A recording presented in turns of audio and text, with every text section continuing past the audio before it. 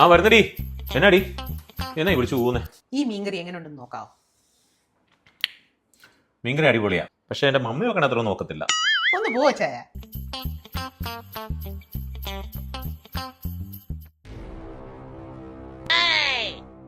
എന്നാ പരിപാടി അടി? ഞാനിച്ചിരി എണ്ണ തേക്കേ, മുടി കൊഴിച്ചില്ല നല്ലതാ. ചെനു വേണോ ഇച്ചിരി?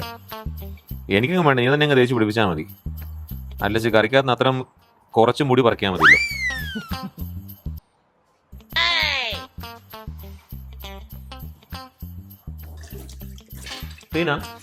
എന്നാ ചേ, നിനക്ക് എന്തെങ്കിലും പ്രശ്നമുണ്ടോടി? അതെന്നാ അങ്ങനെ? അല്ല, ഞാൻ രണ്ടു മൂന്ന് ചേട്ടൻ നോട്ടീസ് ചെയ്യണേ, നിനക്ക് ഭയങ്കര ശാന്തതയാണല്ലോ. ഞാനാണെങ്കിൽ നന്നായിട്ട് ചൊറിയുന്നുണ്ട്, നീ ഒന്നും പറയുന്നില്ല. എന്തെങ്കിലും പ്രശ്നമുണ്ടോ നിനക്ക്? എനിക്ക് എന്നാ പ്രശ്നം? എനിക്ക് പ്രശ്നമൊന്നുമില്ല ചേ. അതെ, ജോയി ആലുക്കാസ് മെൽബണി വന്നിട്ട് നമ്മളൊന്നും പോയില്ലല്ലോ. ആ,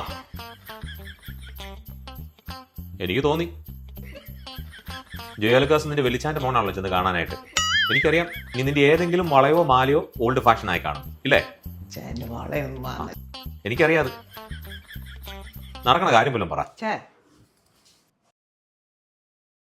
ഈ വീക്കെൻഡിൽ നമുക്ക് ജോയി ആലുക്കാസ് വരെ ഒന്ന് പോവാം. എടി, നീ ഒന്ന് ആലോചിച്ചു നോക്കി, ഇത് പ്രാക്ടിക്കൽ ആണോ? സ്വർണ്ണത്തിന് ഇത്രയും വില ഉള്ളപ്പോഴാണോ നീ ഇത് മേടിക്കാൻ പോകുന്നത്? അച്ഛൻ എന്നെ കൊണ്ടുപോകത്തില്ല? ഇല്ല. ഉറപ്പാണോ?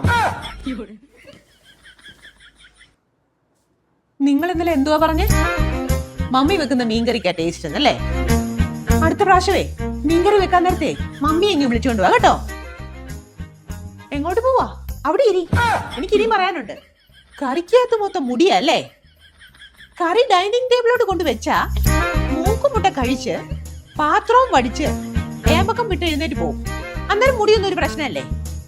ഒരു മുടി വർക്കുകാരൻ വന്നേക്കും.